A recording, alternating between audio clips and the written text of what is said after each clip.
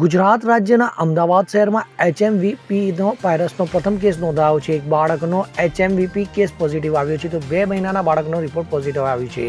બાળકને શહેરની ખાનગી હોસ્પિટલમાં દાખલ કરવામાં આવ્યો છે તો ખાનગી લેબમાં બાળકોનો એચએમવીપી રિપોર્ટ પોઝિટિવ આવ્યો છે. તો જાણકારી મુજબ આ બાળક મૂળ અરવલ્લી જિલ્લાના મોડાસા નજીકના ગામનો છે તો બાળકને અમદાવાદ શહેરની ખાનગી હોસ્પિટલમાં દાખલ કરવામાં આવ્યો છે. ત્યારે હવે હાલ બાળકની તબિયત સ્થિર હોવાનું સામે આવ્યું છે. તો બાળકમાં શરદી અને તાવના લક્ષણો જણાતા તેને શહેર લઈ જવાયો હતો. ત્યારે ગુજરાતમાં એચએમવીપી વાયરસની એન્ટ્રીને લઈને આરોગ્ય મંત્રી ઋષિકેશ પટેલનું નિવેદન સામે આવ્યું છે. જેમાં આજરોજ આરોગ્ય મંત્રી ઋષિકેશ પટેલે એસએસજી હોસ્પિટલની મુલાકાતે પહોંચ્યા હતા. આ દરમિયાન શહેરમાં આવેલ એચએમવીપી વાયરસના કેસ મામલે તેમણે નિવેદન પણ આપ્યું હતું. તો ઋષિકેશ પટેલે જણાવ્યું હતું કે હાલમાં આપણી જેટલી હોસ્પિટલ છે તેમાં ટેસ્ટિંગની સુવિધા ઊભી કરાશે. તો આ સાથે આ વાયરસને લઈને સરકારની તૈયારીઓને લઈને આરોગ્ય મંત્રીએ કહ્યું હતું કે આ વાયરસની સારવાર કોરોના વાયરસના પ્રોટોકોલ અનુસાર જ કરવામાં આવશે.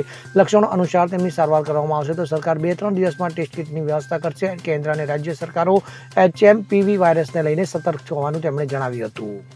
Bureau report CN24 news.